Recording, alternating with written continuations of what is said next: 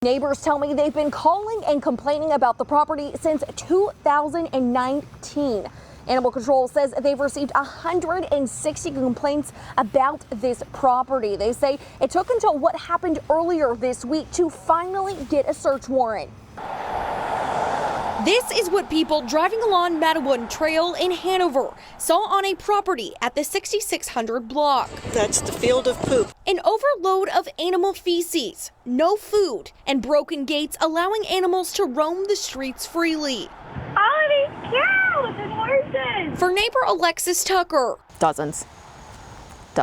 she has called Animal Control dozens of times about what she saw. It was just like a massive decline of like, oh wow, like these new animals are here.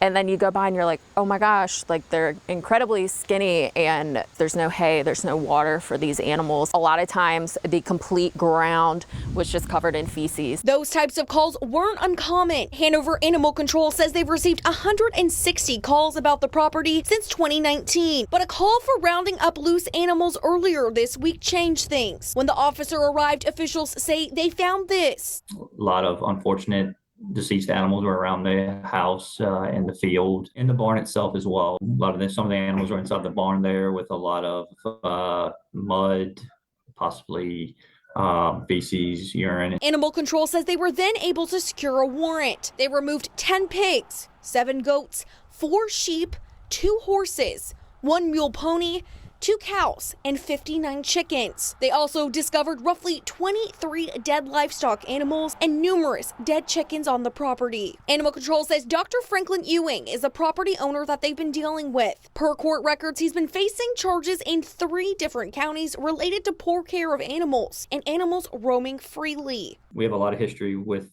the suspect. A lot of violations have been issued. CBS 6 asked the Animal Control officer why nothing could be done before now. A lot of the violations or the concerns were minor at the time. We tried to work with this individual to give proper care. It takes a lot when it comes to agriculture animals. There's very few guidelines when it comes to food for malnourishment, water to prevent dehydration. As these neighbors take in what was found. And it's incredibly sad to drive by that every day. They're feeling mixed emotions. I mean, it's incredible justice to finally be able to save the animals that could be saved, but it's extremely sad that so many animals had to succumb to this. It didn't have to be this way. Animal Control says it will take some time before they can bring charges in this incident. We did reach out to the owner at the center of this incident. We're still waiting to hear back.